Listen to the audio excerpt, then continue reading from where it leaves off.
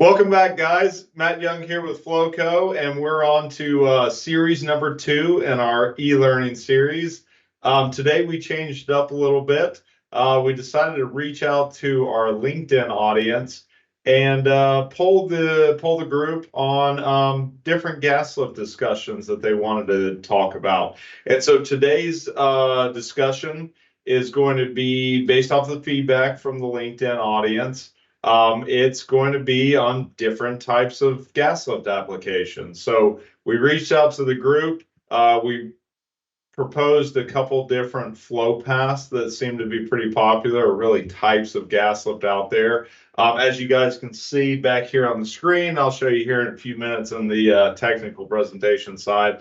But we offered 4: tubing flow, annular flow. Looking at the LinkedIn poll, apparently we're better at gas lift than we are at spelling, as everybody noticed that we misspelled it on this, but also realized that after we posted it. But anyways, annular flow, so injection down the tubing, flowing up the tubing casing annulus, high pressure gas lift or single point high pressure gas lift, which is all the rave right now, and then hybrid tubing and annular flow gas lift. So those were the topics, and we misspelled annular again twice. I just realized that on the hybrid side. So we'll correct that in future discussions. But people that were able to participate, thank you for voting on this, and gave us some really good insight as to what the applications are, really how they're beneficial, kind of what's the drivers behind each one of them. So we'll dive into that, talk about why we would pick one over the other. We'll look at different ways, how we can decide on maybe when we convert, why we pick one, things like that. So really get into that and go over that. Other thing, just kind of as a quick reminder, we're going to record all of these trainings. We'll post them up on our website, so you guys can go back if you missed something, if you want to critique what I said, if you have any other questions about the technical presentation, always go back to our website and check that out. But with that, we're going to keep these technical sessions going. This is number 2 for this year. And I think we have maybe 7 or 8 more planned for the rest of the year. Got a couple guest hosts coming back for the next few. So looking forward to that, just talking about different gas lift and plunger lift and just different artificial lift topics. So really excited about that. Yep, have 2 guest hosts coming up in April and May. And as we get closer, we'll start releasing that content out to everybody. But with that, let's dive into the technical conversation and really get into the feedback we had from the audience, and really which artificial lift type or flow type, I should say, operators like when we start talking about gas lift. So we're fortunate enough to have some really good feedback from the LinkedIn audience. I can tell you this is the first time that I've ever tried one of these LinkedIn polls, and besides just misspelling some things, it went really well. A lot of good feedback. I'll tell you, I was kind of surprised just based off of like activity in Permian, Delaware Basin. I thought annular flow might have a higher rating ranking than it did, but yep, that's fine. Tubing flow is probably still, apparently based off of this, the most common application for gas lift. And yeah, we'll dive into each one of those and really talk about why we would pick, say, tubing flow over annular flow, or maybe high pressure single point gas lift over what we just call low pressure gas lift. And then also get into some of the hybrid applications as well, where we're mixing both annular and tubing flow together. So definitely everybody that commented, everybody that voted, super helpful, gave me a couple of discussion topics that we can talk about as we go through this content too. So let's start with tubing flow, highest rating. Everybody likes their tubing flow gas lift. And really, what I'm going to do for this is I'm going to do some comparison between both tubing flow and annular flow. And so, of course, like the name implies, when we talk about tubing flow, we're continuously injecting our gas into the tubing casing annulus, um, and injecting down through our gas lift valves up into our production tubing. And with that, your tubing size is going to vary based off of your casing size and your production rate. So, you can go as small as say 2 3/8 production tubing, or up to 3.5 or 4.5 inch production tubing, depending on what size casing you have in your system, and of course, what kind of production rates you want to achieve. So, if we're trying to move 200 barrels a day, we probably don't need to have 3.5 inch tubing in the well. If we're trying to move 5,000 barrels a day, we probably don't want to have 2 3/8 in the well. So it's going to vary based off of that. While we're on here, one thing we spelled annular flow correctly, but more importantly, to show the difference. So with annular flow, we're just inverting what we would typically do with tubing flow. So injection down the production tubing, flowing up the tubing casing annulus. And really the whole purpose of that is to maximize our flow area, our flow path, based off of a common constraint, which is typically our casing size. So, outside of a few specific areas, we really don't have a option to change our casing size, right? It's typically going to be 4.5, 5 inch, 5.5 inch casing. For the lucky few, they might have 7 inch casing with a 4.5 liner, but most part, it's going to be like a 5.5, maybe 17 to 23 pound casing, meaning that we're going to have a relatively fixed wellbore. But by switching from tubing flow to annular flow, we can manipulate those flow paths to allow for more production rates, higher liquid handling rates, lower flow and bottom hole pressures, things that in certain areas and certain applications operators might want. So here in a little bit, I'll show you guys like how we decide one from the other. A lot of it's going to do with ultimate deliverability, how much can the well produce, and based off of that production rate, can our tubing flow handle those type of rates? If not, that's when we may want to look at annular flow. The other piece too is how much injection gas can you give the well, and how stable is the production going to be, or the flowing pressure is going to be. So if we're limited on injection gas, maybe our buyback line is really low pressure, we just can't inject a lot of gas, maybe the formation doesn't produce a lot of gas, annular flow is probably not the answer. We probably want to stick with tubing flow to help stabilize that flow path, minimize slugging, minimize changes in flow and bottom hole pressures. And then thirdly, it's really the PBT properties, the environment of the well. If the well makes a bunch of scale, bunch of paraffin, or has CO2 or H2S, again, we might not want to do annular flow because now we're exposing all of those things to our idea of our casing. So corrosion, scale, paraffin buildup in places that we really don't want corrosion, scale, or paraffin to happen. So, yep, those are the two types. I'll dive into a little more in terms of how we're going to look at both of those. One of the questions I'll also touch on was, when do you switch from annular flow to tubing flow? Really good question in terms of that. So we'll take a look at that as well.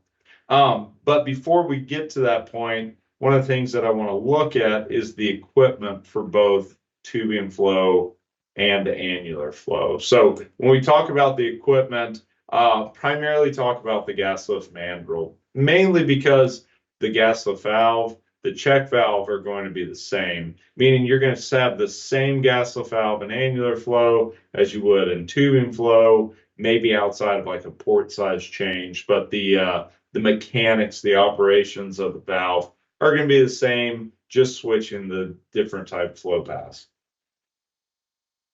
So typically with tubing flow, we're going to run what we call conventional, either tubing retrievable mandrel or a side pocket mandrel, depending on area and operator. But with this application, the valve's going to be mounted on the outside of the mandrel. Injection is going to come down the outside of the mandrel, through the gaslet valve, through the lug here, communication lug, and back into the production tubing. And I'll show you guys that with a pointer here. So injection gas down the tubing casing annulus on the outside of the mandrel, through our gaslet valve, which would be mounted here, through this little communication lug, and back into the production tubing, flowing back up to surface, with this being the top of the mandrel and this being the bottom of the mandrel. So closer to surface, deeper in the well. So pretty standard mandrel. IDs are going to be the same as your production tubing. Materials are going to be very similar to your production tubing, things like that. Of course, you could run a side pocket mandrel as well to achieve the same thing. When we look at our annular flow, we have to use a different mandrel. And there's actually a couple different mandrel types that we can use for this. A very common one is what we call IM, or internally mounted mandrel. And as you can see, this is the outside of the mandrel, top of the mandrel, bottom of the mandrel. The valve and the check are mounted on the inside of the mandrel, hence IM mandrel. Gaslet guys aren't very creative, by the way, when it comes to naming. I think maybe we need a better marketing group when it comes to that kind of stuff. But anyways, the valve's mounted on the inside. Injection gas comes down, travels down the tubing ID, through the valve, through the check, through our communication lug, and exhausts out into our tubing casing annulus. Nice thing with this mandrel is everything's encapsulated on the inside. Downside of this mandrel, of course, you can see is the valve is on the inside of the mandrel. So that means no slick line, no braided line, no coiled tubing, no E-line, no through tubing services, because it's going to be pretty tough to get around this mandrel. Nice thing about this mandrel, it is concentric, which helps in like snubbing applications and things like that, where we need to have a concentric OD of our tools as we run in the hole. And then kind of secondary to that is we got a wide variety of sizes that we can run, meaning that if we need to increase that flow area, we just downsize our tubing. If we need to reduce that flow area size, we just increase our tubing OD, because we know our casing ID is going to be relatively fixed. If we're dealing with 5.5 inch casing, my favorite tends to be 2 7/8 tubing for annular flow inside 5.5. It seems to be the happy place for both stability and maximizing flow. Of course, you can go smaller, 2 3/8 or 2 1/16, if you're trying to maximize that production. Another type of mandrel for annular flow is what we call a fluid mandrel. So the body of the mandrel looks very similar to this mandrel here, our conventional mandrel. Really the big difference is that valve is encapsulated in this tube on the side of the mandrel right here. So injection gas still allows it to come down the ID of the tubing, through the gaslet valve, and then exhausts out and makes its U-turn back up to surface here. So again, pretty variety of sizes based off of that tubing casing configuration. Real popular when you get into some of the hybrid systems, which we'll talk about here in a few minutes. And then lastly is the side pocket version, or what we call our EC side pocket mandrel. And very similar setup is it allows for a wireline retrievable valve, but it allows for that valve to determine if we need to inject gas down the production tubing and exhaust in the tubing casing annulus, or if we want to inject gas down the casing and flow up the production tubing. So it gives you that ability to change your flow paths based off of your production and the stability of the well. So now the big question is, when or why would we pick one flow path over the other? According to that LinkedIn poll, most people like to run, or half the group, I guess, like to run tubing flow.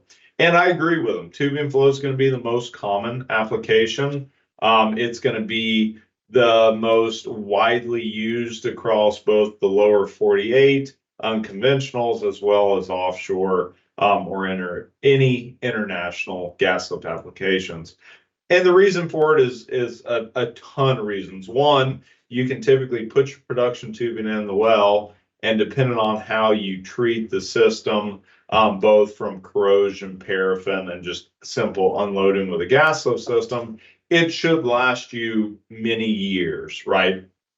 And should be able to handle that decline in production over time as the well ages out, both unconventional and conventional fields. One of the downsides to the tubing flow, though, is typically our casing constriction. How big of tubing can we get into the well based off of the idea that production casing to be able to handle the production rates? And of course, with the lower 48, most of the resource plays that we're dealing with, it's going to be pretty small casing, right? Probably 5.5, ranging from 17 to maybe 20 to 23 pound casing. So what that tells us is, from a tubular flow standpoint and a gas flow standpoint, really we're going to have two options: 2 3/8 production tubing, 2 7/8 production tubing. Yes, you could argue that you can get 3.5-inch production tubing inside 5.5, and I agree with you, you can. But if we have any fishing guys, any workover superintendents watching this, they're probably cringing, because to fish out 3.5-inch tubing inside 5.5 can be pretty difficult. So that's why we look at annular flow. And one of the best ways we can determine if we should run annular flow versus tubing flow, simply from a production handling or hydraulic modeling standpoint, is our good friend nodal analysis. And so that's what we're looking at here. We have pressure over here on our left axis. We have our production rates down here on bottom. And what we're looking at is our deliverability of the well as our green IPR curve versus our hydraulic models indicated in red.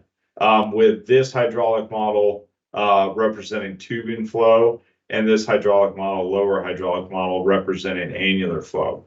And of course, where they intersect our IPR curve, or deliverability prediction, we can see both our flowing bottom hole pressure and our production rates. And so as we adjust our flow path, increase or decrease our flow path, then we can both affect our flowing bottom hole pressure and our production rates. So in a case like this, if the operator's trying to maximize flow rate, how much production can they get out of the well? Well, annular flow tends to make more sense versus tubing flow, right? Is we can increase our production by maybe 1,000 barrels per day, 800 barrels per day, and lower our flowing bottom hole pressure by about the same 500 to 800 psi, simply by changing our flow path. Rather than injecting down our production casing and flowing up our tubing, we can reverse that, inject down our production tubing, flow up our tubing casing annulus, change our flowing bottom hole pressure, increase our production. Makes sense when we're producing a couple thousand barrels per day. But as we start to get into our lower production, our later life production of the well, our liquid rates have decreased, our formation gas rates have decreased, and instability becomes an issue when you have a big flow path like annular flow. So in a case like that, we might need to consider switching from annular flow to tubing flow as those production rates decline, so that we can do two things. One, save on injection gas, because as your flow areas increase, your required injection volumes increase as well. And secondary, stabilize that flow path as our production rates decrease and just don't have enough volume to fill that area. So that's when we start to look at conversion from annular flow to tubing flow. It's going to really be dependent on basin PVT properties and reservoir pressure. But typically in like that 500 to 800 barrel per day range tends to be an ideal case to change from annular flow to tubing flow. So how we pick, of course, is going to be operator dependent. But if we're simply looking at trying to maximize production, then it becomes this nodal example here is that we need to run that nodal analysis, need to look at those hydraulic models to understand what the difference in flow and bottom hole pressure would be. So that is tubing flow versus annular flow. That was the bulk of the voting, right, in terms of what people wanted to look at. The next one is high pressure single point gas lift, meaning that we don't have any gas lift valves. We're not injecting gas through our gas lift valves like we would in both either tubing flow or annular flow, but instead we're essentially or typically injecting high pressure gas down our production tubing, and that high pressure gas is exhausting out the bottom of our tubing string without the assistance of any gas lift valves. So that one I was actually kind of surprised. I thought we might have a higher rating for that one than we did. But here we go, 12% of the audience preferred their high pressure single point gas lift. So when we talk about high pressure single point gas lift, we're simply just U-tubing our gas around our end of tubing, meaning that we have enough injection pressure at surface to overcome our hydrostatic load in our wellbore, displace all the fluid out around our end of tubing, and lift based off of that end of tubing depth. And so what we're able to do is accomplish a very deep point of lift, typically at the early stage of that well, when the productivity of the well is going to be the highest, meaning we can get the most production out of the well with high pressure single point, typically at the beginning of that well's life. What that looks like, again, from that handy dandy nodal analysis plot is very similar to what we saw with annular flow versus tubing flow. So again, we have that deliverability. What is the well's deliverability? How much production can that well make based off of our drawdown, or a difference between reservoir pressure and flow and bottom hole pressure? Once we solve for that, we can then look at our different hydraulic models to understand how much production we can get out of the well. And what I have here is two examples. LP, or low pressure conventional gas lift, meaning that we have gas lift valves placed throughout the wellbore to lift at different depths based off production rates. And then we have high pressure gas lift, which damn the lift points, just lifts around in the tubing because it has a higher discharge pressure from that compressor than what the reservoir pressure is. Able to overcome any hydraulic resistance from the reservoir, lift around the end of tubing. So when we look at this example, the difference, the sensitivities between low pressure gas lift and high pressure gas lift are just simple lift depths, meaning that high pressure gas lift might be have a lift point of 10,000 feet, whereas low pressure gas lift might have a lift point of 5,000 feet. And that difference in lift depth is what affects the overall deliverability of the well. So in a case like this, we can see that if we can change our lift point from halfway down the wellbore to down to the bottom of the wellbore, then we can increase that production as well as lower that flow and bottom hole pressure. So that's why operators look at high pressure gas lift typically, is to lower that flow and bottom hole pressure, be able to maximize that production from the well.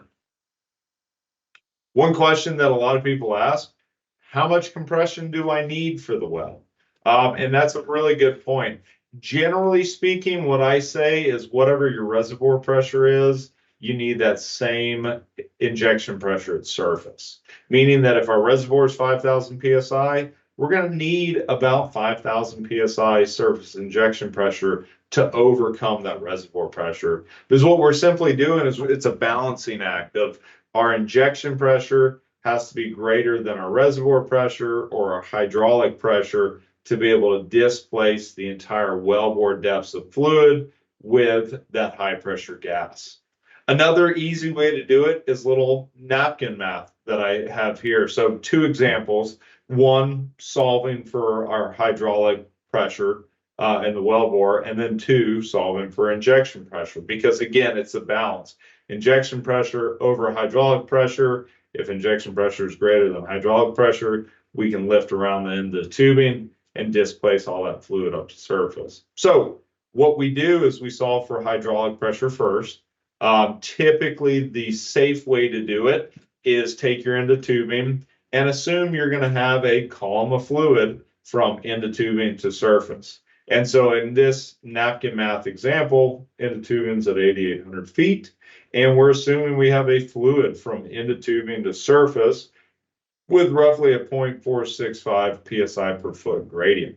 So we take that plus our wellhead pressure, and so we take our end of tubing depth, multiply it by 0.465, gives us 4,100 psi, plus any kind of surface resistance that we have to flow against, such as wellhead pressure, 250 psi, gives us a max displacement pressure at our end of tubing of roughly 4,350 psi.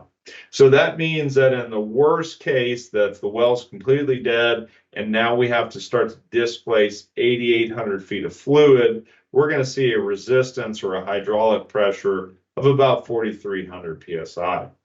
So what that tells us for high pressure gas lift, well, we're going to need around 4,300 psi of discharge pressure to balance that hydraulic pressure. And that's how we can solve for a compressor discharge. And this is solving for surface injection pressure, PIO, based off of our injection pressure depth. So we're into tubing plus whatever our gas weight factor is. In this case, using a 0.85 specific gravity gas of 0.298. So reservoir pressure or displacement pressure at end of tubing divided by our factor plus 1 gives us a surface pressure of 3,356 psi. So what this tells me is to essentially get this example started up, completely dead well, into tubing at 8,800 feet, we're going to need approximately 3,300 psi compressor discharge to start the system up. And of course, if anybody's dealt with gas lift before, that's what we would call our kickoff or startup pressure. As the well begins to flow and as we begin to create that drawdown, of course, that injection pressure is going to decrease. So this just becomes our initial startup pressure. At some point, that pressure is going to decrease and allow us to work deeper down in terms of our pressures and our lift points. So real quick, just kind of a graphical example of both high pressure on the left and low pressure gas lift on the right. And you can see this is our surface injection pressure. The weight of that gas increases as we get deeper into the well. And when we get down to our end of tubing, adds up to be roughly that 4,300 psi. If our wellbore was full of fluid, again, that 0.465 psi per foot fluid with 250 psi wellhead pressure, this is what our static or dead gradient would look like. And we're simply trying to match injection pressure over hydraulic or production pressure at our end of tubing. If we can then do that, that tells us we can displace 8,800 feet of fluid and bring the well on to flow. And that's what we see here with our two production gradients under flowing conditions. Knowing that this is going to be our startup pressure, as our flowing pressures decrease, our injection pressure is going to shift over to the left as well, reducing our surface injection pressure based off of that production change. So that's kind of how, high pressure gas lift works.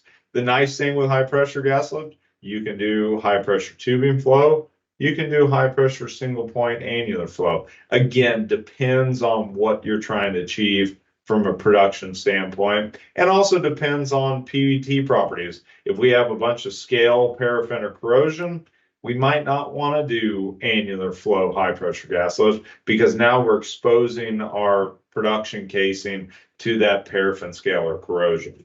If it's a pretty benign environment or it's temporary, short term, high pressure single point, then annular flow might be the best choice because we're going to maximize that production and our lift depth. Another question that was brought up, very similar to the tubing flow versus annular flow, when do you switch from high pressure to low pressure gas lift? And there's kind of two school of thoughts with that. The really simplistic one is when your high pressure booster discharge pressure comes down or reduces until it gets to your low pressure kickoff pressure. Meaning that if you have a low pressure compressor, typically a 3-stage, or maybe you're pulling off high pressure line that can discharge 1100 psi, and you have a high pressure booster or a high pressure compressor that can discharge 4500 psi, as your high pressure discharge pressure continues to decrease over time until it reaches that 1100 psi, which is what your low pressure system is, that's usually a good example of when to switch. When your high pressure discharge meets your low pressure discharge is usually a good indicator of time to switch from high pressure to low pressure gas lift. Another way to do it is our helpful nodal analysis. When the sensitivity of lift depth no longer dramatically affects both your flow and bottom hole pressure and your production rates, that's another way to look at when to switch from high pressure to low pressure. And what ultimately happens is with your high pressure, your lift point or your lift depth sensitivity stays fixed into tubing, right? Well, with your low pressure system, as your well depletes, as your production rates decrease, your lift depth sensitivity for a low pressure gas lift gets deeper and deeper and deeper, meaning that it takes your injection depth for low pressure and high pressure and starts to compress and get closer and closer together. And under those conditions, your change in liquid rate and flow and bottom hole pressure also decrease as well. So another good way to look at when to make the change from high pressure to low pressure gas lift. All right, guys, and lastly, let me go back to my survey here. So we talked about tubing flow, we spoke about annular flow, high pressure gas lift. The last one was hybrid or tubing annular flow combination. And so this has been a pretty neat subject to talk about for the last few years. What is generally deemed the hybrid system, a mix of both annular flow and tubing flow setup, again, to help with that high production rates early on and allow for that transition to low production, more stable tubing flow production as the well ages. Really, the big difference is through the hybrid system, the concept is you don't have to pull tubing and change your artificial lift method. You can simply install both systems in the ground at once and then just make some surface changes to switch from annular flow to tubing flow. The nice thing about that is if you have a well that has a hybrid system in place, and maybe you started off as annular flow, well aged out, you switched over to tubing flow, but then somebody moves in next door to you and the next section over hydraulically fractures the well, that offset frac hits your lower pressure producing well, fills it full of water again, and now you have to produce that water off the well. Well, the nice thing with a hybrid system is you can simply switch back over to annular flow without having to do a tubing pull to unload that offset frac water, pull that water off the well, return the well hopefully to production rates similar to what it was before it got hit by an offset frac, and keep the well back on production. So it allows for that transition back and forth between annular flow and tubing flow based off of the production characteristics of the well. And typically when you're making that change, again, it depends on if you have conventional or side pocket equipment. With conventional equipment, a lot of times it's just going to be valve changes at surface, close this valve, open that valve, things like that. With side pocket mandrel hybrid systems, it typically requires a slick line run to change the valve out selectively to change it from an annular flow gaslet valve to a tube inflow gaslet valve. But again, that's going to be specific to your side pocket mandrel hybrid systems. When we talk about equipment for the tubular side of the hybrid system, it's going to be your standard conventional mandrel. For your annular flow side of your hybrid system, it's either going to be a conventional fluid mandrel, as this blue one up top, or a EC side pocket mandrel indicated on bottom. And again, depending on, are we doing tubing retrievable hybrid system or wireline retrievable hybrid system. So with a tubing retrievable or conventional hybrid system, you're going to pair both tubing flow and annular flow mandrels together. With a side pocket or wireline retrievable hybrid system, you're just going to run this single mandrel and then change the valves out between annular flow gaslet valves and tubing flow gaslet valves. So again, depending on operation and type of equipment. Again, how we decide one versus the other is our good friend nodal analysis, comparing both annular flow for the hybrid system versus tubing flow, and more importantly, when to switch. Meaning that if we install a hybrid system in place, we can produce at annular flow first, and as the production rates decline, as that sensitivity deliverability gets tighter and tighter together, we can then switch from annular flow to tubing flow, stabilize that flow, reduce that injection volume, and prevent any kind of issues you see with large flow path gas lift as your production rates decline. So all good stuff. Hopefully it was helpful for you guys. I'm really glad that we're able to get a poll out to the audience, get some references from everybody, help us really dive in and focus on what we wanted to talk about today. One of the last things I have real quick before I end this presentation is any kind of future trainings that we have. Next month, we're going to have actually next 2 months, we're going to have a guest host along with some different discussion topics going into the summer. Plunger assisted gas lift, capillary tubing, talking about utilization, downhole gauges, things like that. So really glad that we're able to talk about these topics, to really get out there and see what the operators were really interested in. And hopefully this video was helpful to you guys, and we'll keep putting them out once a month about different topics, and really glad you're able to watch it. So again, thank you guys, and we'll see you next time.